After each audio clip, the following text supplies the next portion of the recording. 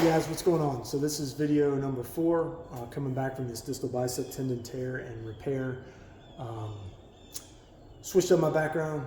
The white walls just were pretty dull, quite frankly, and this flag gets me fired up, so figured I'd change it up a little bit this go around. So wanted to give a quick update on my 6-week follow-up. I can just cut to the chase and say it did not go very well, not because of any news I got about my arm, just because of the way the whole thing went down. So, the several days before follow-up was supposed to be on a Friday, I start getting calls from the office Wednesday. Hey, this is your day. This is your time.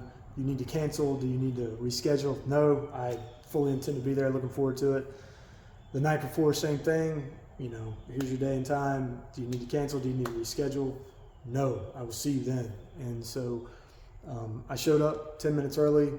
Waiting room was packed. The nice lady behind the desk tells me that the doctor's currently an hour and a half to 2 hours behind, and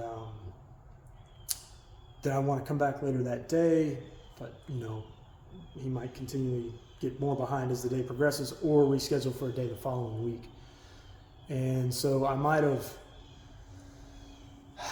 I don't know, probably could handle it better, but in that moment, I just told her, hey, I appreciate it, thank you, but I'm good. And she was, a little bit flustered.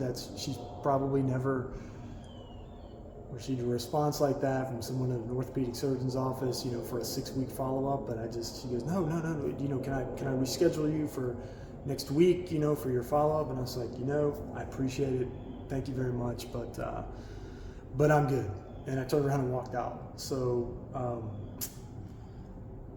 went out in the truck, sat in the parking lot for a while, and I was very angry, if I'm being honest. It's been such a process, really more mentally than anything else, and very much physically. And it's kind of crazy to me to think that, after having something like that, a procedure like that, that you could go, 6 weeks and never speak to or see the person that performed it. It's pretty wild to me. And again, I don't fault the doctors. I don't fault any of the staff. I think it is just indicative of the healthcare system today. I think a lot of these places are just overwhelmed, and they are just kind of trying to crank it out, see as many patients as possible in as little amount of time as possible. And so again, I just think that's maybe where it's at these days. But it kind of occurred to me in that moment that I think essentially on my own, not in that I've got to figure it out myself, but it's kind of on me to find the resources, the people, the experts that could help me get back to where I want to be. I don't think that's going to be in a general hospital's physical therapy department. It's going to be, it's going to take some homework on my end. And so I immediately reached out to Andy Baker, found him on Instagram, sent him a DM and just said, hey, could I give you a couple bucks? Could I just get 15-20 minutes of your time on the phone just to ask you a couple questions and, kind of put a game plan together. And he wisely said, hey, no, don't worry about that. But I recommend you contact Dr. John Patrizio. That's the fellow that he reached out to, that he started working with coming back from his injury. And so I did. I reached out to him that day. Within 48 hours, I had a Zoom call set up with him for 5 days later. And so I actually had that call last night, and Dr. John Patrizio was great. And he is, I think, the perfect resource for me in my specific situation. We talked a lot about one of the interesting things that he shared, and I think this makes a ton of sense, is that the traditional rehab for this injury, they start you off by working the bicep and the tendon directly, with a little dumbbell or whatever. And he had a different approach, which I think made a ton of sense. But for weeks 7 and 8, he liked to start with pressing movements. And the reason for that is that, if you think about it, when you're pressing, as you're moving these weights, there is some tension on the bicep and the tendon, but the majority of the movers are, triceps, shoulders, chest and things. And so the bicep is engaged, but it's more in kind of like a stabilizing capacity, which is good. You still need to be careful. He was quick to, remind me, like, you don't want to be sitting there and try and forcefully, explode as you perform these reps, which I knew better, but you still need to be careful. But it to me, that was intuitively made a lot of sense. And then in weeks 9 and 10, 11, 12, we would start doing kind of more indirect bicep work, which again, instead of sitting there, curling directly on that bicep, we would use, real light, like lat pull downs, seated rows, things like that, that the biceps are used, but they're not the primary mover, the back, the lats. There are a lot of other muscles involved in those movements, with the biceps getting some work as well. So again, it made a ton of sense to me. And so we decided to, begin to work together. He is in the process of putting together a training template for me for the next 4 weeks, and can't wait to see it. I provided him with kind of some of the exercises I've been doing, some of the exercises and weights I was using prior to being injured. And so, yeah, I really feel like now I've got a game plan, or I'm going to have a solidified game plan, and I'm also going to have someone that I am kind of handing over the decision-making process to an extent. Although I think I've got, a level of just knowledge of just my own self and just what's smart, what's not, when to push, when to pull back. I think having an unbiased third party who's just trying to, move me along in an intelligent way with a ton of experience and helping people come back from this exact same thing is perfect. So he gave me the go ahead last night to try some pressing today. So I did my first push session today. I've got the videos here. Very humbling, but I mean, it was exactly what I would expect. So I started with the kabuki bar, sorry, itchy nose, on the incline, and that was my go-to pressing movement before all this. Worked up to a paltry 50 pounds for 5 reps, and I won't say it felt great, but it felt good. I was able to just slowly and very under control perform those repetitions, and it just felt great to have a bar back in my hands, giving me hope and encouragement that I will ultimately get back to some semblance of what I was doing prior to all of this. So from there I moved on to a banded lateral raise, lying down on a bench.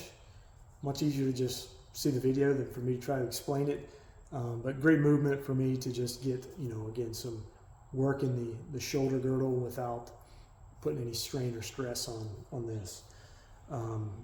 And then from there moved on to dumbbell rollouts. It's similar to like what the West Side guys do. I think they typically will do them on the floor, and they'll move those dumbbells kind of behind their head. I've never really liked that. That's never felt the shoulder rotation there. It's just never felt quite right to me. So I do mine on an incline, and I do them kind of almost like a press, like a rollout press. And I've always liked those, like just over the years, if my pressing just gets stuck, or I'm just wanting to kind of switch things up and just a movement that translates really well for me once I go back to my primary pressing movements. Those have always been great, once I start kind of working them up and trying to progressively overload those. So yeah, I was doing them today with some 10-pound dumbbells, which is, whatever. It was good. Those actually felt better than anything. And so was grateful to be able to perform a couple of sets with those, and then from there moved on to just some tricep extensions on the cable. Those actually are the hardest movement for me right now, and it's just because of that. I think it's because of the flexibility or lack thereof in my wrist still. So elbow extension, or fully extending the arm, I'm good to go there. I'm basically where I need to be. What's not come back all the way yet is the supination. You can see, there, if I was to have a bar in the front rack position, fine there, but it ain't there yet. So, the straight bar is still out for me. which is fine. I've been, the kabuki bar and the EFS Swiss bar have been my go-to for pressing movements for the last couple of years anyways. But I was also told that that's a good sign. It means the attachment's very tight, which is good. If all of a sudden I could just rotate my wrist like that, it would mean I either, popped a suture or something, or, the attachment was not done, at the appropriate tension. So that will gradually come back. So yeah. It was great. It was my first full push day with both arms.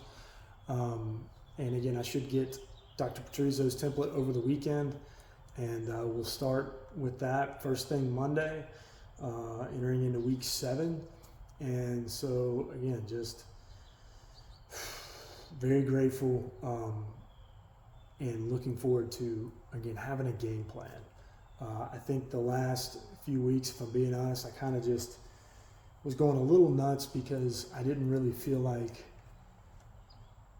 I knew from a subject matter expert what I could do. What I knew, I had plenty of folks saying, hey, just don't do anything. Just, rest your arm for forever. That's all good and fine, but that wasn't what, I don't think that applied for my circumstances and my background. So he did share with me that boxing would be the very last thing that I was going to be able to get back to, just because it's so dynamic. It's extremely explosive, and that is, I know that very well. That's what ultimately did me in. So I have been able to jump rope, which is awesome. That's the only boxing, exercise I've been able to do since all this, and I just started that this week. But hey, man, jumping rope felt good. Hadn't done that in a long time. Super out of shape. Definitely not anywhere close to like even gym boxing shape.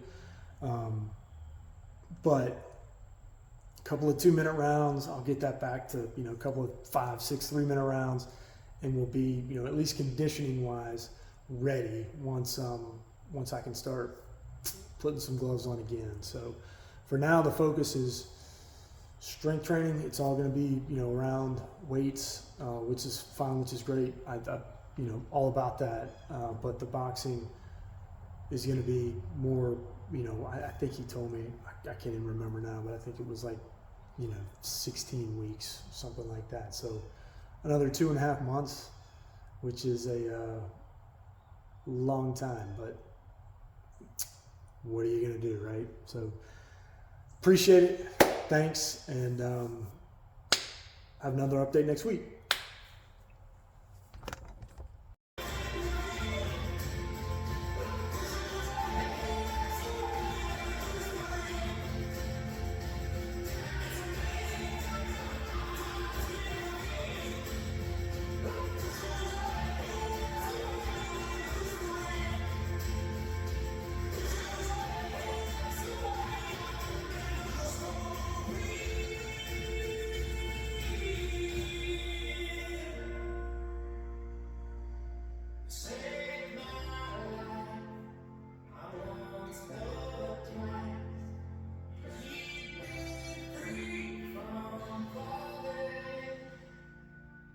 Say